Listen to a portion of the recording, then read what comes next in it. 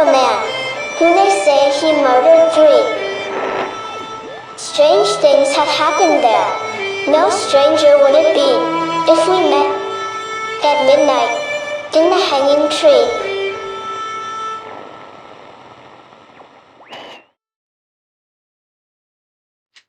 Welcome to the show. I'm your host, Chris James. As you can see, I've got a brand new t-shirt from the Johnson High School Paranormal Activities Club. I was just there talking to them the other day, and I got a t-shirt.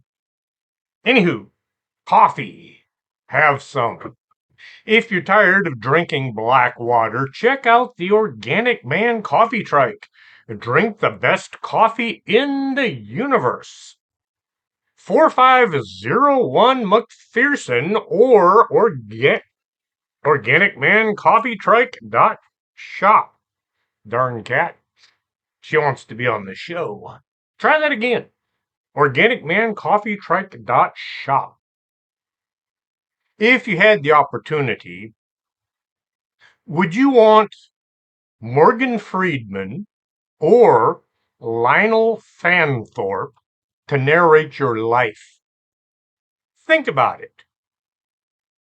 My life would probably be narrated by JJ's favorite character, Wilbur the Ethereal Pest Control Specialist. Or Gilbert Godfrey, one of those two. Music has a bit of magic in it. Listen to a song from back when you were young and not so many parts of your body hurt will transport you back to your younger days.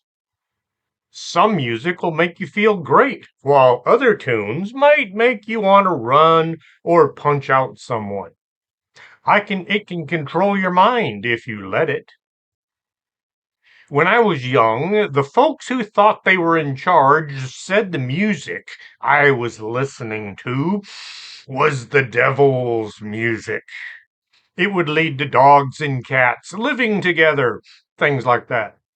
Music had become something that was going to destroy the world. There was one musician that was thought of as being the son of the devil.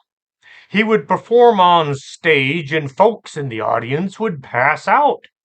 Some said they could see Lucifer himself standing right next to him on stage.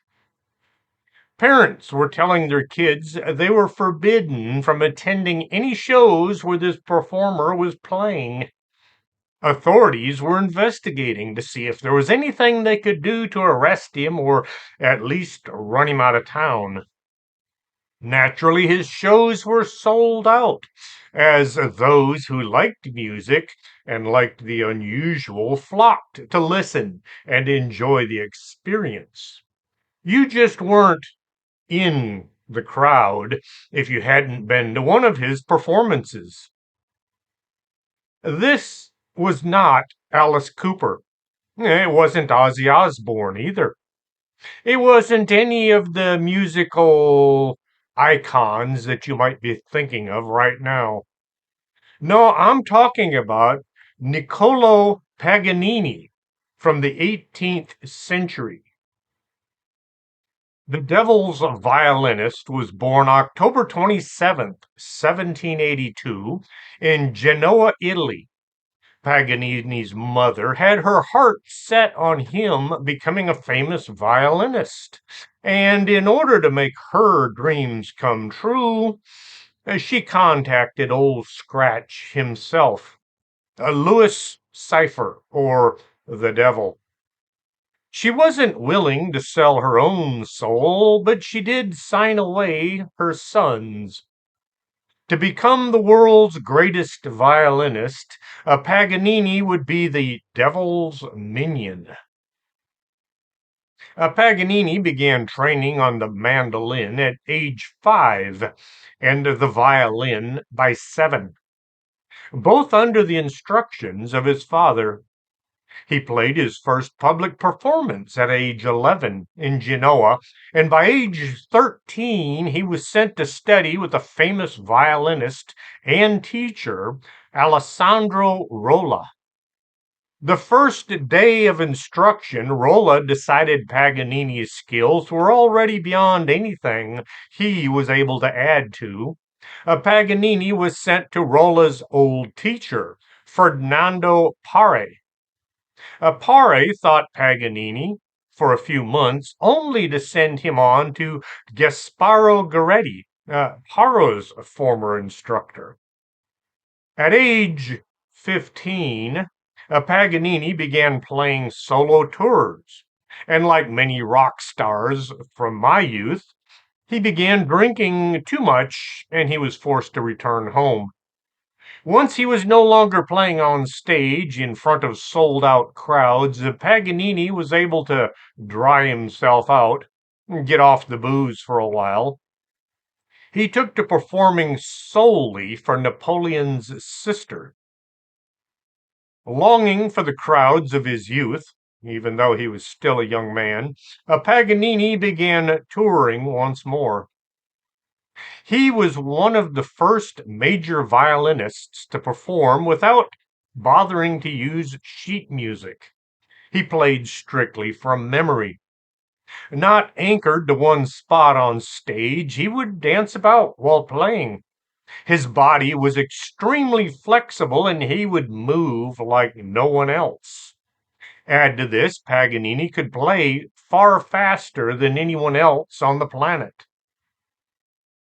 He popularized certain techniques common today, including bouncing the bow on the strings, as well as plucking the strings with his left hand. Paganini was tall and remarkably thin, with hollow cheeks and very long, thin fingers, pale skin, and they said that his eyes seemed to glow. He also had very thin lips. Knowing he had a reputation, he would dress in all black for performances. One half-crazed fan at the concert in Vienna told people that he had seen the devil helping Paganini play. Folks began to say that the man had a doppelganger that would join him on stage. There's a story that says during one performance, a bolt of lightning hit the end of Paganini's bow. He had always been kind of sickly, suffering from a variety of ailments throughout his life, which included syphilis, which he had in 1822, and so they treated that with mercury, which caused other health problems. 1834, he was also diagnosed as having tuberculosis, but somehow he managed to survive that. By late 1834, at the age of 54, he was losing all of his stamina, and he was no longer able to perform in public. He began spending his last few years teaching others how to play the violin. On death's door, Paganini was offered last rites by a priest, but he refused to talk to the man. Was this due to the fact that his soul belonged to another? Or did Paganini think he wasn't actually about to die? He died in Nice, France, May 27, 1840. The local church refused to allow him to be buried on their grounds. Despite how I sound, I wasn't around back then. No, the music I was listening to was more like what I like to call the color groups.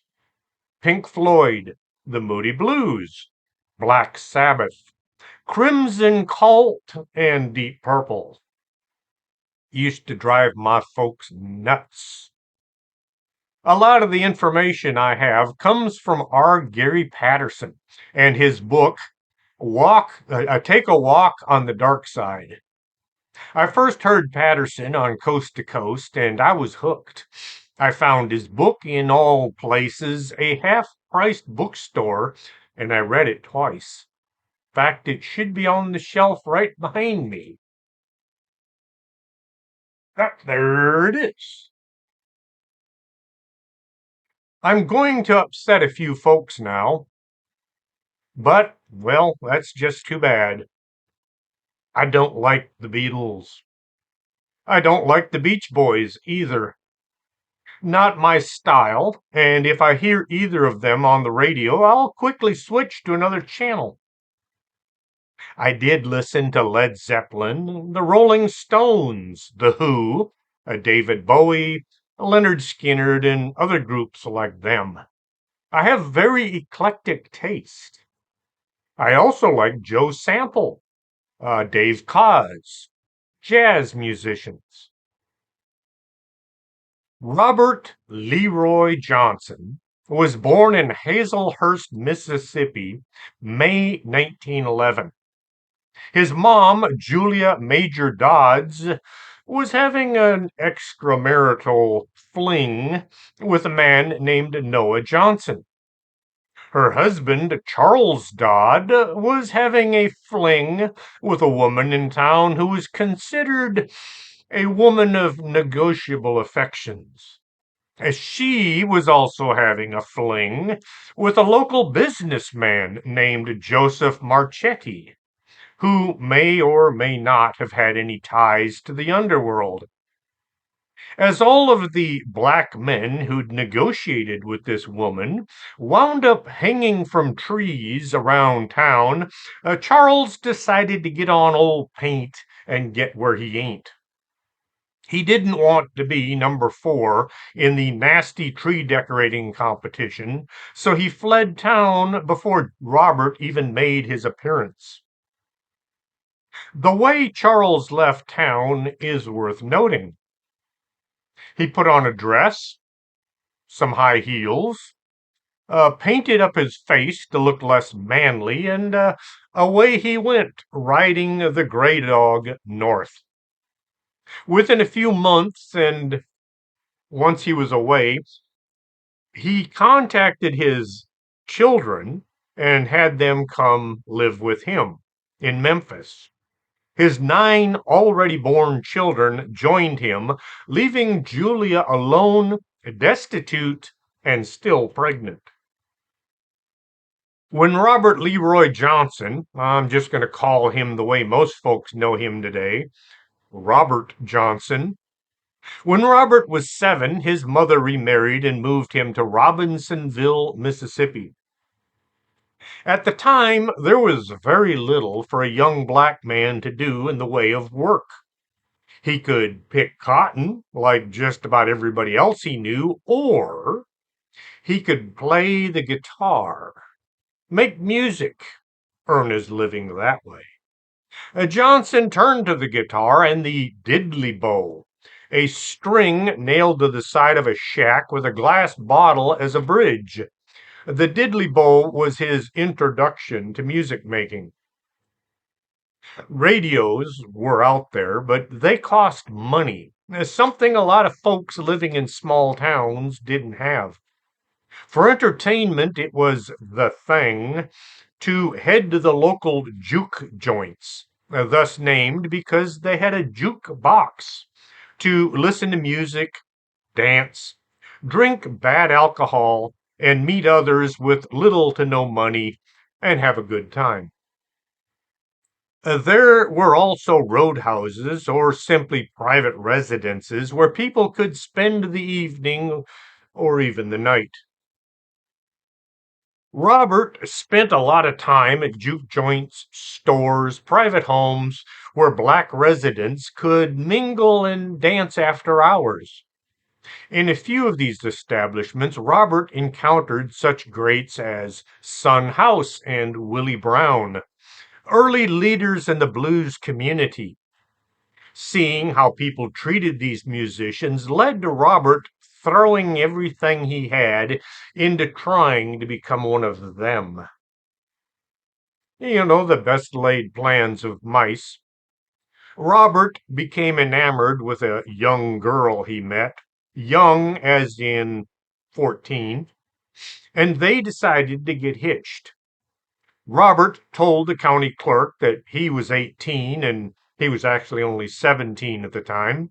Virginia also said she was 18. only off by 4 years, and married they were. Robert now had to earn a living, so he gave up music and went into the fields to pick cotton. Have you ever heard of a stoop labor? This is when you had to bend down to get to what you were harvesting. Long, back-breaking hours for very little pay. Robert and Virginia were now expecting, mostly Virginia, and they needed money. As the young Johnson was about to burst forth onto the world, Virginia went home to her family so they could help with the delivery and the early raising of a newborn. Back then, poor people didn't just walk into a hospital and ask for care, especially if they were black. Just ask Vic Hermanson about how some people were treated, even up into the 60s. At 19, Robert finished up his labors and then he went to join his family to be. As he traveled, he would stop off in juke joints and try his hand at raising a few bucks. Travel was mostly by hitchhiking. Robert arrived at Virginia's home only to discover she and the child had died. The family blamed Johnson for the death, saying it was the devil's music that caused her to suffer. Robert was now jobless, homeless, and without a family. He did the only thing he still had. He went to juke joints and roadhouses and he tried to make a living. There are thousands of people out there who can make music come from a guitar. My dad could strum a few chords. My uncle could play guitars, and one of them could play the banjo. It is a very few people who can draw crowds to listen as they make emotions rise up from the musical instruments. Folks hear so and so is playing at some joint in the next county over, and they will drop what they're doing to get there somehow to experience the sounds coming from these artists. Robert was not one of these people. He could carry a tune, sing a few songs, but he wasn't a musician that would bring in the crowds, let alone a huge crowd. Other bluesmen avoided him. If a famous musician was on stage and Robert wanted to sit in and play, there were excuses made to keep him off. None of the owners were seeking him out for a performance. Some went so far as to run him off, advising him to be somewhere else when the sun came up. The word that came to mind is mediocre, of only moderate quality and not very good. He was far better than I could ever aspire to be when it came to music, but he wasn't going to thrive in a business crowded with others, better performers. Robert kind of vanished one day. One night, Robert Johnson showed up at a joint where Son House and Willie Brown were playing.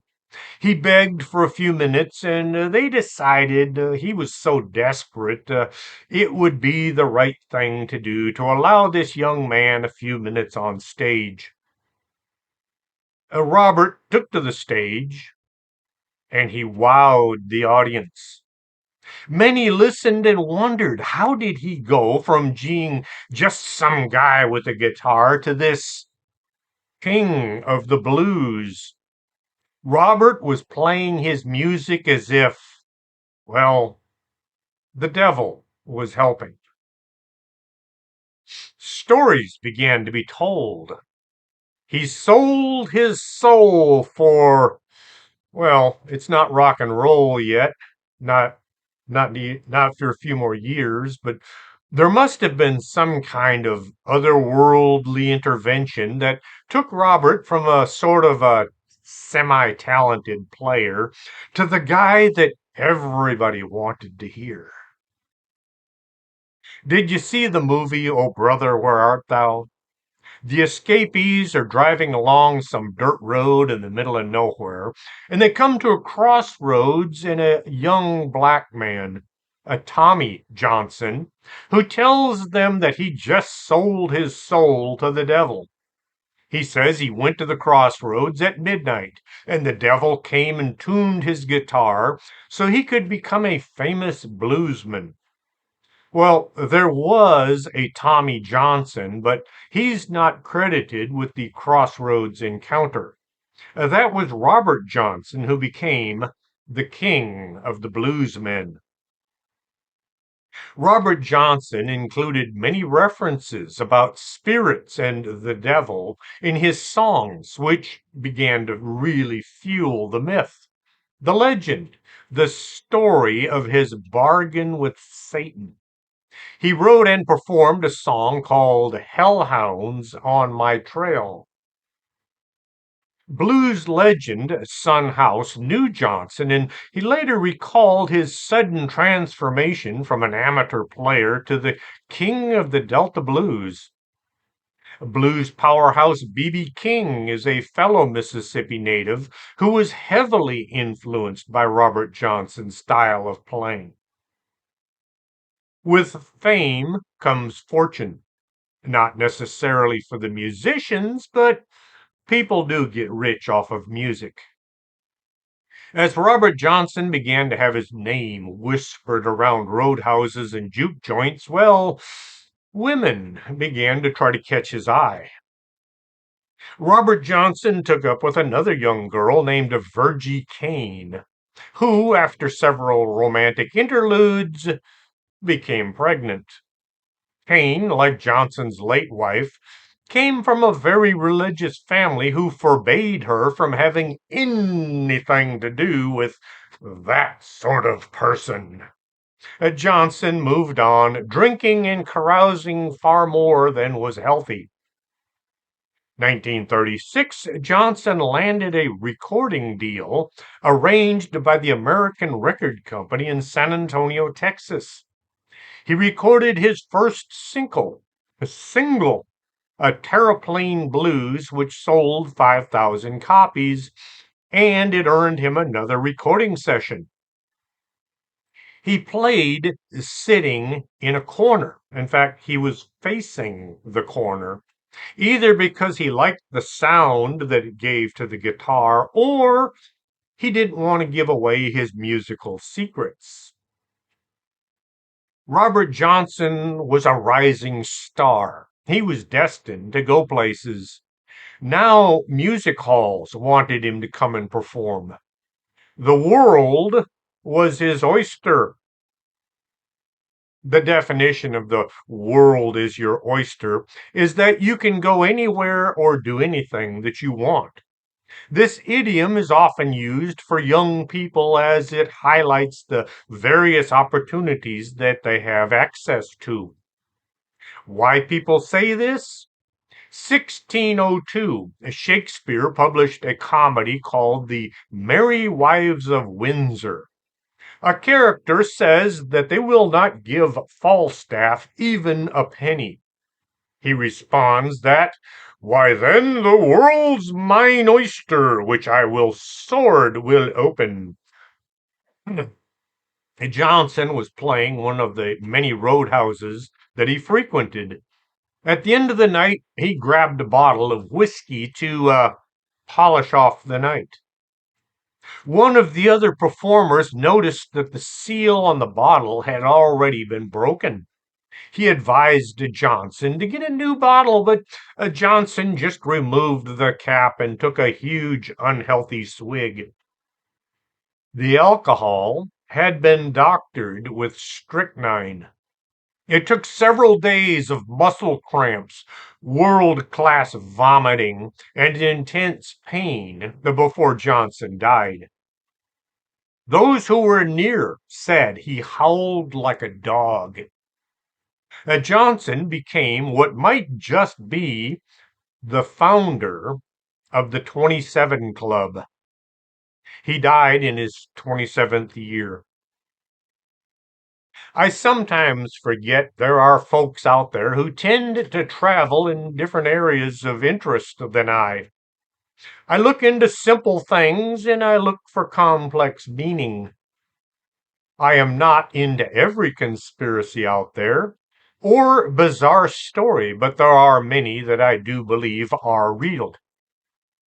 The 27 Club has become one of the most elusive and remarkably tragic coincidences in rock and roll history. I don't like coincidences. In fact, I find many are not most, many, if not most, are actually manipulated by someone or something. Shortly after Kurt Cobain died in 1994, rock fans connected his age to that of Jim Morrison, Janis Joplin, Brian Jones, and Jimi Hendrix. All five of these stars had died in their 27th year. Add to the fact that four of them had died just 2 years from each other. Amy Winehouse passed away at age 27 in 2011. It attracted even more attention to the significance of that age. The club has been largely connected to musicians. It has expanded somewhat as many young actors and artists have also died at the same age, usually from addiction, suicide, or some kind of a really weird accident. Brian Jones became one of the most persistent mysteries of rock and roll, with many people questioning the official version of what happened. Members of Rolling Stones have expressed doubts, and still the mystery of his death hasn't been solved. Keith Richards said, "I don't know what happened, but there was some nasty business going on." I can't do a British accent to save my life. Brian was supposed to have been drinking to an excess, along with using lots of drugs, and then he went for a swim. Some say he jumped into the pool holding his electric guitar. At the time, his death was looked on as just another out of control rock and roll star. Canned Heat guitarist Al Blind Owl Wilson was a troubled man. Like many in the 27 Club, he was estranged from his family. He lacked confidence and he suffered from depression. One of his bizarre habits was sleeping outside. While staying at Bob Height's house in Los Angeles, Wilson went out and slept in the yard. On September 3rd, 1970, his body was found with his hands over his chest. There was a bottle of Seconal by his side. Cause of death was officially given as an accidental overdose. Early Friday morning, September 18th, 1970, while staying with a girlfriend in London, Jimi Hendrix took some sleeping pills. Nobody knows for sure how many pills he swallowed or whether he understood what he was taking. The drug was Vesparax, a strong barbiturate. Half a tablet was enough to put a man to sleep for 8 hours. And Jimi may have swallowed as many as 9. He'd also been drinking. This was foolish and reckless, but that was his character. During his years on the road, Jimi had gotten in the habit of using drugs indiscriminately. Somebody would hand him some pills and he would swallow them without ever saying, "What is this and what might it do to me?" He would take handfuls of pills, never knowing what was going into his body. He died at age 27. At around 1 a.m., October 4th, 1970, Janis Joplin took out her heroin kit and gave herself a shot. She went to the cigarette machine in the hotel lobby, returned to her room, and began to get undressed. She stumbled and fell, hitting the table with her head. Her lifeless body was found the next day, dead at 27. July 3rd, 1971, Jim Morrison was found dead in the bathtub of an apartment at approximately 6 a.m. by his girlfriend, Pamela Corson. He was 27 years old. The official cause of death was listed as heart failure, although no autopsy was performed as it was not required by French law. Now, for those of you that follow these things, the rest of the story. Jim died while taking a bath. His head and shoulders were at the end where the faucet is. Kind of an uncomfortable way to get into the tub, which is weird by anyone's standards.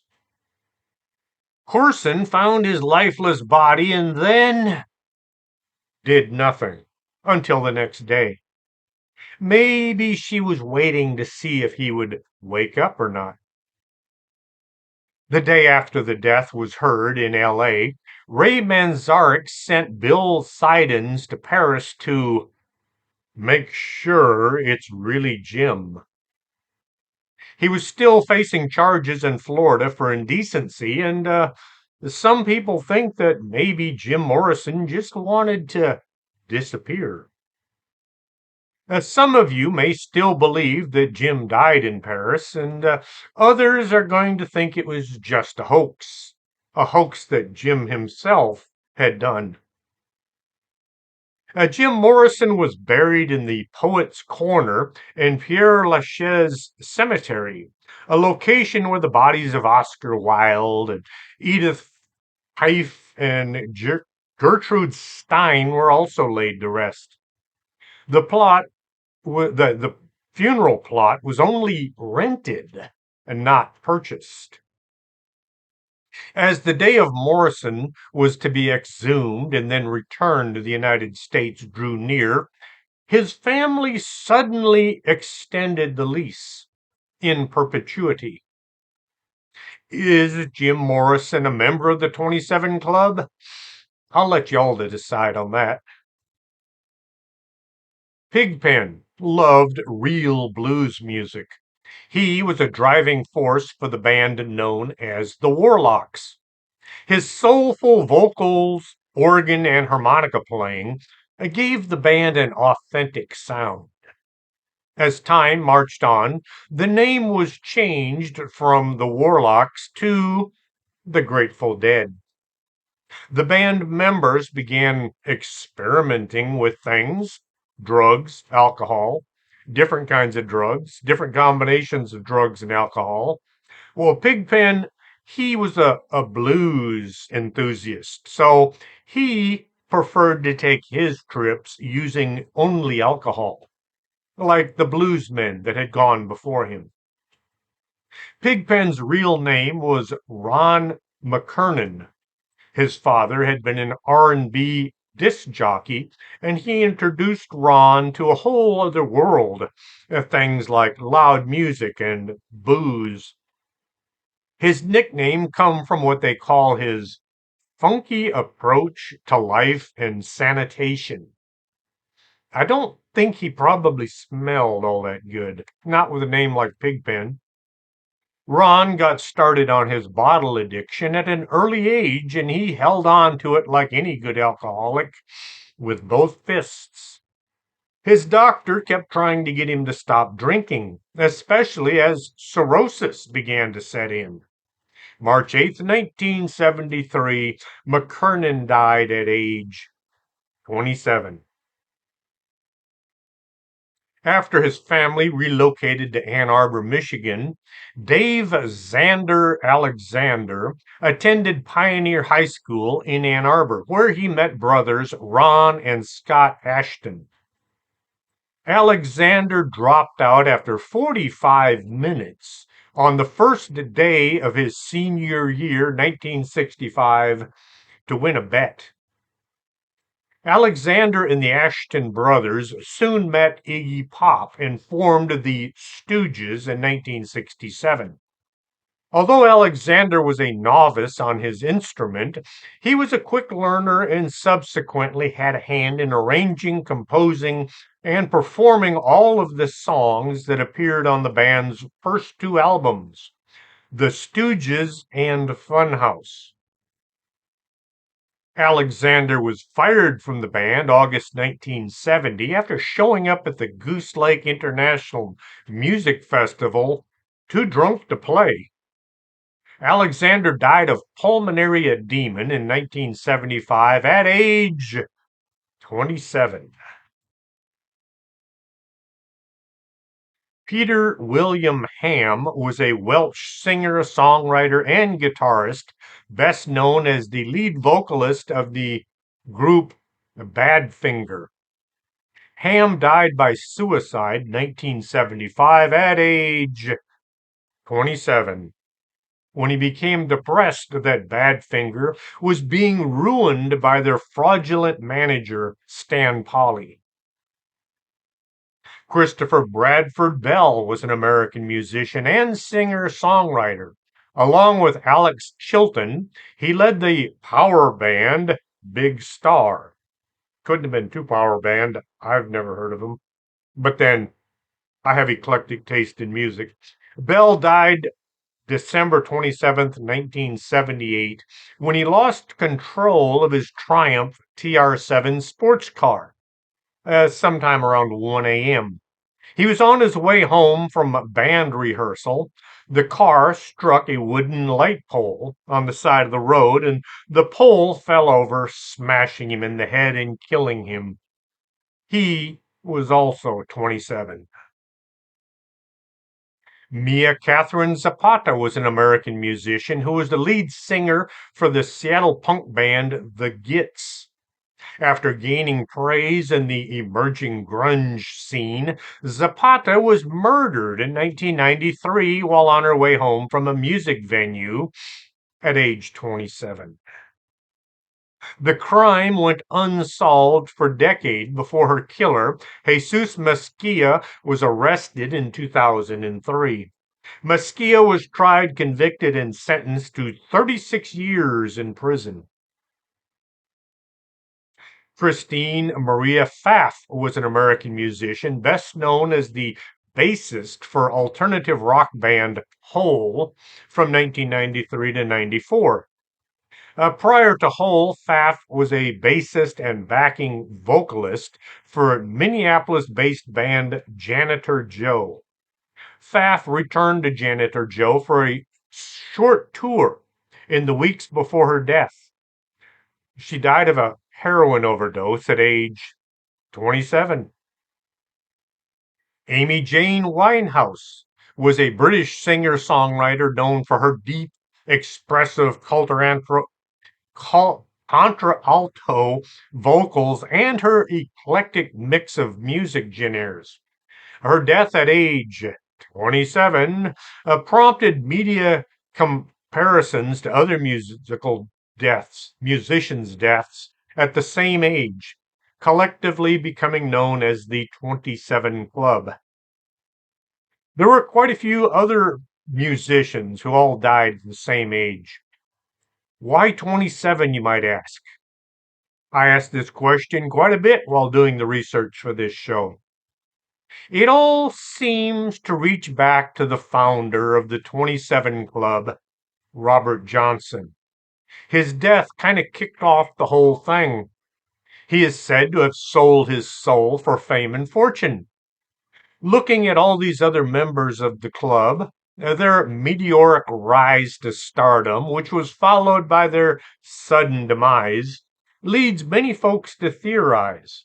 They were all not just musically talented people, but they all had made certain arrangements to see to it that they were number one, or at least pretty darn close. Many people say rock and roll is the devil's music. but they said the same thing about Paganini. I have talked to a few religious leaders who have told me the devil is just a made up character to fill in as the wrong way to be. The folks writing the Bible needed an example of how not to behave, the villain of the story. The devil's greatest accomplishment was convincing people that he wasn't real. Could all these famous rock and roll singers and blues singers have done a deal with the old Scratch himself? Possibly. Kind of like how so many politicians get elected and then never seem to leave Washington until they're carried out of there in a box. Many folks didn't much like the music recorded back when it was psychedelic sound. Too weird, they said. Too strange, they said. Well, I like some strange things. That was being put onto a flat piece of vinyl and sold for too much money.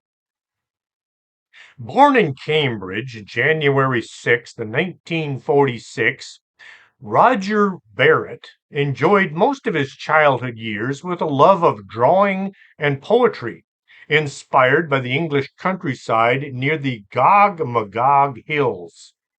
As a child, Barrett would read Cautionary Tales by Hilary Belloc and Wind in the Willows by Kenneth Grahame. He was drawn into the fantasy world of magic and anthropomorphic creatures. Roger picked up the nickname Sid due to a hat that he wore during his time in the Boy Scouts. Many of his friends made digs at his working class attire. Sid got his first guitar at age 14, a Hefner acoustic, and he added music to his creative interests. His father died of cancer the following year, affecting Sid hugely. This had the effect of hurling Sid deeper into his own artistic pursuits. Sid channeled most of his energies into painting, though as a teenager, 1962, he played rhythm guitar with a band called Geoff Mott and the Mottos. Like many 60s rockers, Barrett's quest really only began after he left home and enrolled in art school, 1964. While attending classes in London's Camberwell College, Sid found himself inspired to try his creative skills at music instead of art. Despite his love of art, Sid continued to find himself drawn to music. He joined a band with his childhood friend, Roger Waters, who at the time also happened to be studying in London at the Regent Street Polytechnic School, where he was studying to become an architect. Along with fellow bandmates, Richard Wright, Nick Mason, and Bob Close. Initially, they called themselves the Tea Set. What a horrible name. The Tea Set. Who comes up with these names? It was Sid who decided that the group should be called the Pink Floyd Sound. By combining the names of blues singers Pink Anderson and Floyd Council. Sid's musical influence was keenly felt from the onset. As their frontman, Sid pioneered using the Benson Echoric Delayed Echo device, which eventually found favor in the underground scene in Britain. By 1966, the group had changed the name to simply Pink Floyd. They would play free-form jams, inspired as much by jazz as by the rhythm and blues and the blues. To make up for a bit of a lack of talent, after all, these are a bunch of kids. Some of them are architect students. Sid is an artist, and yet they've decided they're going to play music. So to make up for a bit of a lack of talent, they would insist that the nightclubs be very dark. No lights on the stage so that the audience wouldn't notice the fact that the musicians were looking down at their musical instruments trying to find the right chords instead of simply playing by feel like a lot of the highly talented folks do. They also had lots of flashing lights going on. This was also to distract the audience. They cranked up the volume, becoming known as the loudest thing in London. Pink Floyd had elaborate light shows at the London's UFO Club, and they soundtracked them with groundbreaking exploratory compositions such as Interstellar Overdrive. Sid was an innovator and a truly original character. Though he lacked the virtuosity of other guitarists, he helped forge a new sound unlike anything heard before, and probably since. A whirling cacophony of mesmerizing noise, which became the best thing going, with London's counterculture movement. Pink Floyd's impact was seismic. Their visual dynamic light box displays were unprecedented at the time, and their lengthy, noisy instrumentals struck a chord with nightclub goers who were no strangers to turning in, tuning on, and dropping out. Acid users. Back back at the time, uh, a musical number was usually about 2.5 to 3 minutes long. That was what the disc jockeys liked. They could play the song and throw in a bunch of commercials. Pink Floyd had some musical compositions that were 12 to 14 minutes long. It wasn't long before the mainstream caught on. Pink Floyd's debut single, Arnold Lane, was released March 1967. It was a strange slice of English psychedelic pop about a man who would steal women's clothing from washing lines at night. The odd thing is, the song is based on a real person. Roger and Sid's parents both took in boarders in order to help pay the bills. Usually, these were young women going to the nearby women's college. On weekends, these young ladies would hang their clothes out in the backyard after washing them, and some man would jump the fence and steal their clothing, take it home, and then wear it himself. Well, Arnold was arrested, tried, and sentenced to prison. His name wasn't actually Arnold, but it was still a true story.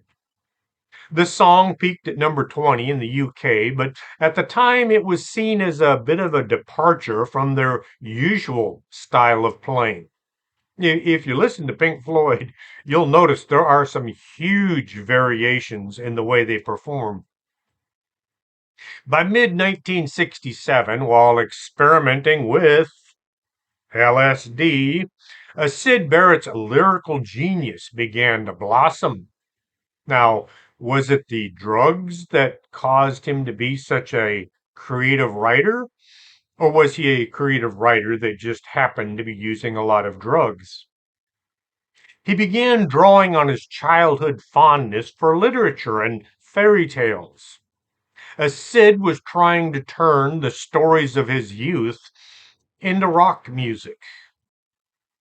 The band's next single, See Emily Play, was a feverish, otherworldly composition for acid trippers, a journey down the rabbit hole of Sid's own making. If you listen to Paranormal Rundown, you might have a different idea on going down the rabbit hole. One of their episodes was called Not Going Down That Rabbit Hole, and it is quite entertaining, if not just a little bit disturbing. Uh, Vic Hermanson, JJ, David Griffith, and Father Mike are all talking about strange things that a person used to do with rabbits. That's all I'm going to say about it. If you really want to know, you're going to have to go listen to their show. Yes, it is based on a true event. It's hard to deny the song's obvious LSD inspiration, even though I never took the stuff. I still like the song. With bizarre sound effects zipping their way through the whirlwind of hallucinogenic soundscapes. Sid Barrett named their debut album "The Piper at the Gates of Dawn" after the chapter in "The Wind in the Willows." It was released August 1967, and the album kicked off the astronomy domain, an uncharacteristic step into space rock. It was partially inspired by astronomy and the Dan Dare science fiction comics that Sid had been reading when he was younger. The album also has references to William Shakespeare and Percy Shelley's poetry. Listening to the songs gives folks a brief glimpse into what might have been going on inside Sid's eclectic and somewhat fried brain. Taken as a whole, The Piper at the Gates of Dawn was a lyrical tour de force celebrating Sid Barrett's regression into the world of childhood imagination. I got that from a critic's write-up of the thing. A song called Lucifer Sam is about Dick Whitington and his cat sitting on the couch and doing LSD. Kind of like Paranoid song with about having a bad trip. The song Matilda Mother is a nursery rhyme originally that was also turned into a rock song. The stories Sid read as a young boy came to the surface in his lyrics, such as in Flaming, where he sings of sitting on a unicorn or sleeping on a dandelion. These vocals were pulled from the pages of Denny's Waddington Pitchford's The Little Gray Men. Sid wrote a song that tells the story of a gnome named Grimble Grumble, which was a song that was taken from J.R.R. Tolkien's The Hobbit. Sid had a sense of humor. The song Bike is an homage to the time when he had to ride a bicycle all over town as a child.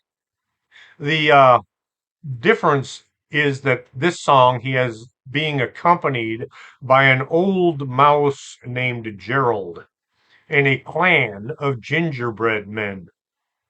The rural town of Sid's upbringing is evoked in the song The Scarecrow, about a creature who is brought to life, but he's doomed to spend eternity stuck in the ground on a stick. I wonder what Take Up Thy Stethoscope and Walk was inspired by. They had some very unique titles as well as unique songs. Sid Barrett wasn't able to sustain his creative momentum for very long. It's been speculated that his taking LSD quickly evolved from providing him with inspiration to throwing his mind into complete disarray. While in Los Angeles in 1967, during a Pink Floyd's first tour of the U.S., Sid took his guitar out of tune and then just stood there rattling the strings noisily, staring blankly out at the audience. To outside observers, it appeared as if Barrett was starting to go down the tubes. Too many drugs, too many wild nights, not enough good fresh air and sunshine. Taking LSD is blamed for a lot of his trouble, but I understand that he was also diagnosed as being schizophrenic. I talk about putting out fire with gasoline. Yes, that's a reference that some of y'all will get. Some tell us that Sid was simply growing weary from the stardom and the long hours, days, weeks, and months of touring. With each number one album released, the pressure was on to make something even better, bigger, and more exotic. Following Sid's last single with the band, Apples and Oranges, the other members of Pink Floyd were growing a bit concerned about his mental well being, recognizing his unreliability and his lack of focus. One day, when they were supposed to be performing, Sid showed up wearing a dress and announced to everyone that he was female. Now, he wasn't transgender or cross dresser. I think he just, for a few minutes there, thought he had become a woman. Sid's songwriting contributions began to dwindle as well, a situation that the group suddenly realized was not a good thing. Finally, they decided what they needed to do was to get another guitar player, somebody that knew how to make the strings sing. So they contacted David Gilmour, who was Sid Barrett's friend. By the end of 1967, perhaps aware his time with Pink Floyd was coming to an end, Sid Barrett recorded his last album with the group, a performance of Jug Band Blues, the only song he wrote for this album. 1968's A Saucer Full of Secrets. As the window into Sid's fragile psyche, Jug Band Blues is a story of a songwriter with great talent who's on the brink of collapse, a poetic musing of being painfully aware of one's own mental fragility. And yes, once again, I took that from a critic's write up about him. The other members were beginning to say that it would be really nice if Sid would just stay home instead of touring with the band. He should continue writing music for them, of course, but stay home. After Sid Barrett's departure from the band was officially announced in April 1968, his future as a songwriter began to look extremely grim. Pink Floyd moved on without him, and the former golden boy of psychedelic music was cast adrift, not too sure where he was going to land, whether he was going to land.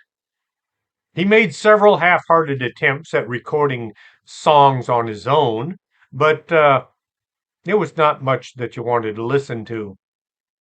He would show up at the recording studio, bound and determined to record an album, only for the people at the recording studio to discover he didn't have any music.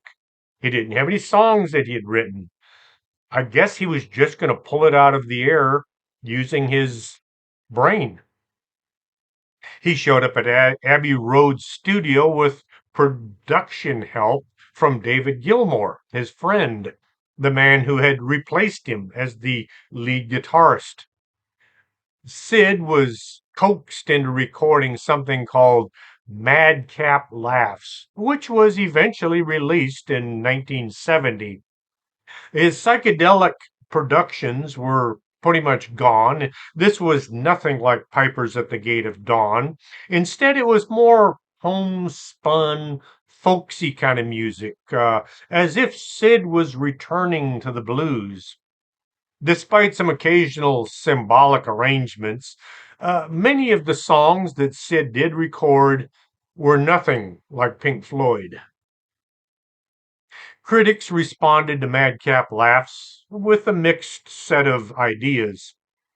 Today, many regard it as a minor masterpiece, but at the time it was considered by a lot of folks to be not worth listening to. Musically, Sid's songs were brittle and they kind of sounded as if they were going to collapse in on themselves. He had an inability to play the songs that he was trying to record. He would record a song, and if it didn't sound exactly right, He absolutely refused to go back and re-record it. And he would be playing songs that the backup band were not playing. It was almost as if he was really living in his own world. Barrett's creative insecurities and apparent lack of self discipline meant that sessions for the album dragged on for months.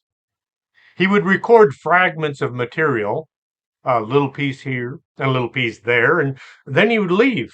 And it would be up to the engineers at the studio to try and stick all these bits and pieces of music together, trying to make a song. Surprisingly, Madcap Laughs did get finished, and Sid did manage to shine on, just like a crazy diamond that he was. In an effort to establish Syd Barrett as a folk singer-songwriter, he was invited back to the studio to record his second solo album that was going to be called simply Barrett. Again, David Gilmour was the force behind getting him into the studio, trying to get him to sit down and play the guitar and sing. Barrett, the album, was eventually released in 1970. As 1970 drew to a close, things took a tragic turn for Syd. He began to withdraw into himself once more, eventually giving a final interview in 1971 for Rolling Stone magazine, where he said, "I'm disappearing, avoiding most things. I'm treading the backwards path." This path ultimately led him back to his mother's home in Cambridge, which is where, for the most part, Syd Barrett stayed for the rest of his life.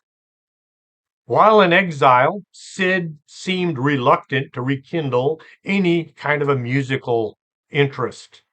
He did join a local band called the Stars in 1972, but following a negative performance review, Syd decided to quit the group. 2 years later, Syd did show up at the studio and made a desperate attempt at recording some new music. After a few days, it became apparent he hadn't written down anything, and once again, he was simply snatching music out of his brain.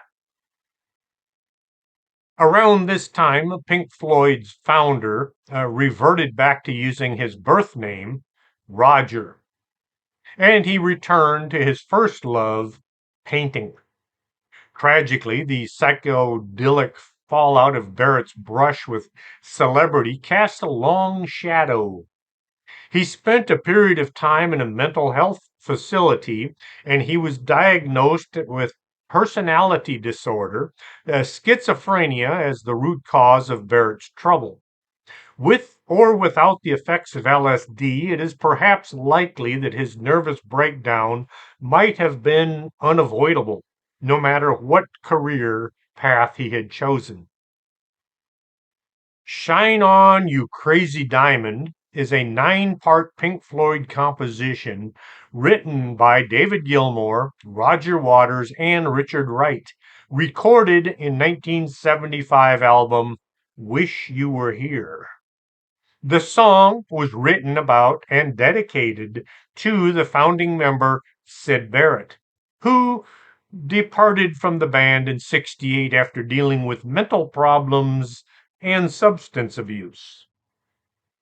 The song originated from a riff musical note composed by guitarist David Gilmour and later developed by Roger Waters and pianist Richard Wright.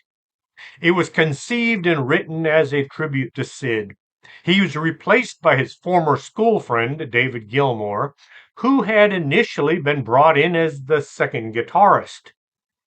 The remaining members of the band felt kind of guilty about moving him out the way they had, but they admired Barrett's creativity. They were concerned about his severe mental disorders, and they felt as if it was necessary. As Pink Floyd went on to become hugely successful in their own right, David Gilmour always ensured that Barrett continued to receive royalties for the rest of his life. Despite cutting ties with the musical business, Barrett continued to find himself being harassed by fans and tabloid journalists, all showing up at his home unannounced, wanting an interview or a photo op or some such. Preferring to live a solitary existence, his close family took care of him, and he spent his time painting and putting together furniture. July 7th, 2006, a year after Pink Floyd gave a touching tribute to their ex-frontman during their Live 8 reunion, Syd Barrett died of pancreatic cancer at age 60. It's a shame he couldn't have been afforded a more fairy tale ending. The last time Barrett's former bandmates saw him was in '75 when they were recording Wish You Were Here. Kind of a odd thing there. They were Wish You Were Here and he showed up. Syd decided to drop in and visit them at the recording studio. At first, they didn't recognize him. He'd shaved his head, including his eyebrows, and he'd put on some weight. Ironically, the same album ended up being Pink Floyd's tribute to Syd, prompted by how distraught they all were by his slide into mental illness. Speaking of its title track, David Gilmour said, "I can't sing it without thinking of Syd." A lot of folks have spent long hours trying to answer the question of Syd's mental state and why he was unable to come up with such original and exotic music. Some like to use Syd's decline as a cautionary tale of how drugs and rock and roll or living life on the edge will lead to mental troubles. Syd Barrett did not join the 27 Club, but his time in the limelight was very brief. When I started working on this show, I was going to go into things like backwards masking and subliminal messages being recorded that would influence people to do the devil's work. That's what people kept saying anyway. I was going to examine Led Zeppelin and their unheard of rise to the top in 1968. They literally went from zero to megastars overnight. If that wasn't done by some kind of magic, I don't know what is. Instead, I wound up looking into the 27 Club and Syd. This got me to thinking some mildly talented folks will sell their soul for anything, while others start out with an idea and they see where it might go. As Pink Floyd stepped out onto the stage 1966, they were hoping people would like what they heard and maybe this would lead them somewhere. It was mostly a guessing game.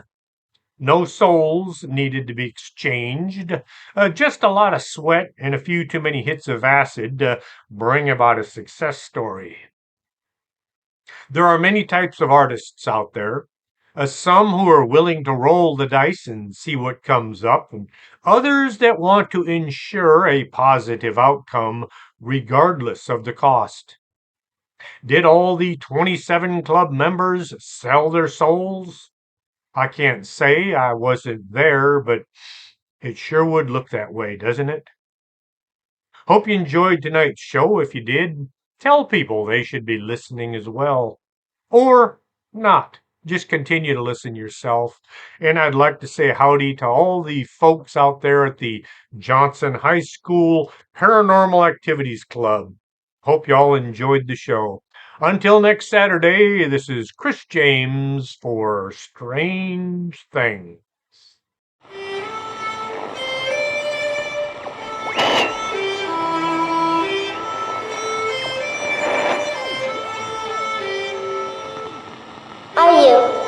Are you coming to the tree where there's strung up a man who they say he murdered 3? Strange things have happened there. No stranger would it be if we met at midnight in the hanging tree.